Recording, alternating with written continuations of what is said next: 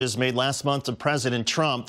North Korea has returned the remains of 55 American servicemen killed in the Korean War. On this day, wooden boxes draped in white and blue United Nations flags arrived in South Korea on a U.S. military plane.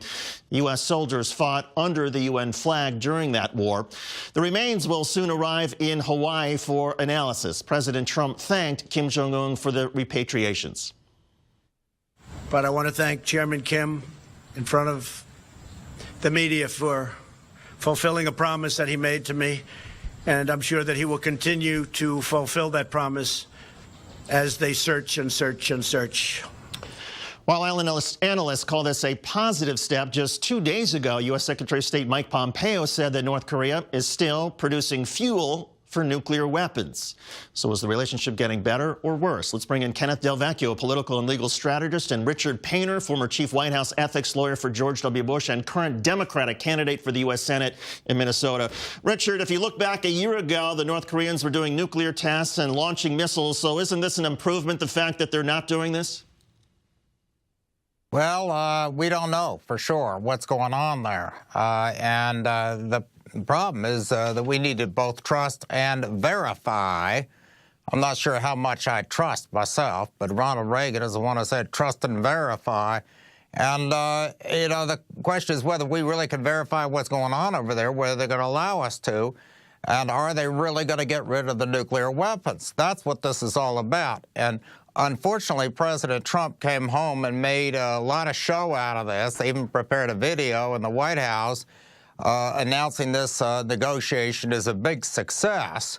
That really gives the advantage to North Korea, because President Trump then ends up looking very bad and falling on his face if things don't work out. So North Korea may very well try to test things going forward.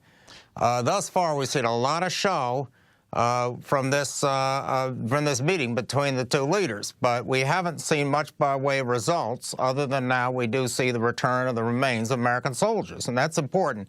But that nuclear program is critically important, that be dismantled.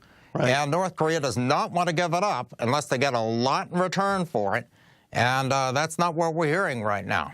Ken, how about it? Look, there's no way to put a negative spin on this.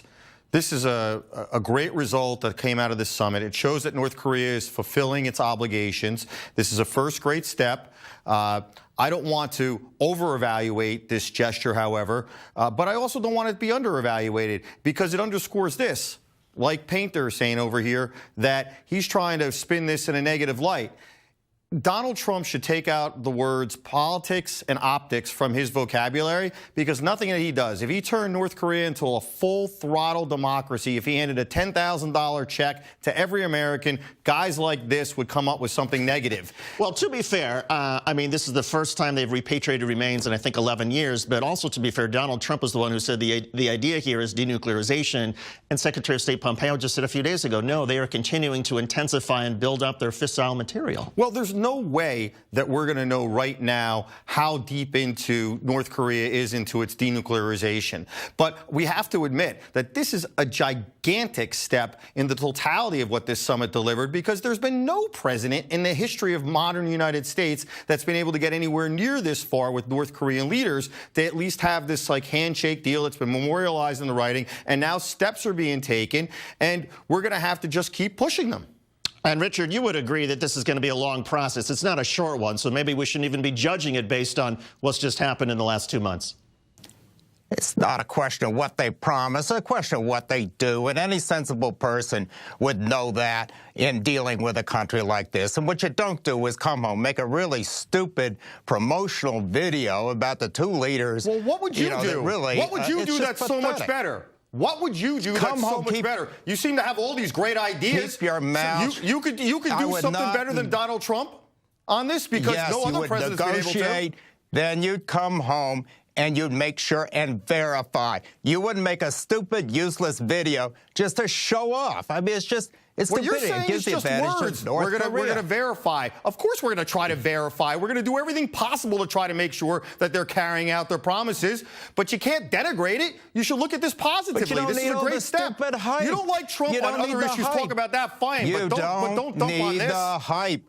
don't hype. Come home and then verify. But why the stupid video? I've never seen a president do that after a meeting with another country. Never seen it. What's wrong with doing a video to exemplify what's occurred? It's just delivering more information. To celebrate before you have found out whether they will actually get rid of the nuclear weapons. It's crazy. It puts them in the driver's seat, because now they can put them in the driver's seat. This is a step process. It is a step process. But Ken, how much time should the North Koreans be given? Diplomacy. Should the North Koreans be given a year? Should they be given 2 years? What's the deadline that the United States? Because this can't continue forever. You're absolutely right. I mean, we can't sit back and just have an absolute expectation that they're going to fulfill their promises. But I think a reasonable period of time has got to be somewhere between a year to a year and a half. And if we don't see any real verified progress, then we should really start lobbing some more hardballs at them. Richard, is that reasonable? Why a year and a half? This is stupid, to go between threatening them and then making videos celebrating them. Why not cool it on the threats and also the stupid videos? And but Richard, to his point, to Ken's point, is a year and a half, isn't that fair? Give them a year and a half, and then make an evaluation at that point in terms of how North Korea is measuring up? No? No, because then what do you do? Say, my button's bigger than your button, and go back to acting like a 5-year-old on Twitter? That's not how you conduct a negotiation. You verify as best you can. You try to push them, but you don't vacillate from one extreme where you're threatening nuclear war to the other, or putting out a video as if these two guys are the best friends and they'll lead the world into prosperity and peace. You don't have a plan. You don't have a time frame. You're just throwing around these words verify, and you're knocking his video. No, well, what's a time frame that's reasonable to you? Tomorrow? It's not a question of a time frame. It's stop threatening to nuke them 1 minute and then putting out a video as if you're the best friends the second. It just makes our president look like a child. And then we get played. And countries like North Korea and Iran will take advantage of our country because they know we don't have control over our own government. And we don't have control over our president. This debate is not going to be the first one we have over the United States and North Korea. Richard Painter and Kenneth Vecchio, thank you both for coming on. We appreciate it as always. Just ahead, you will not believe which government agency in the United States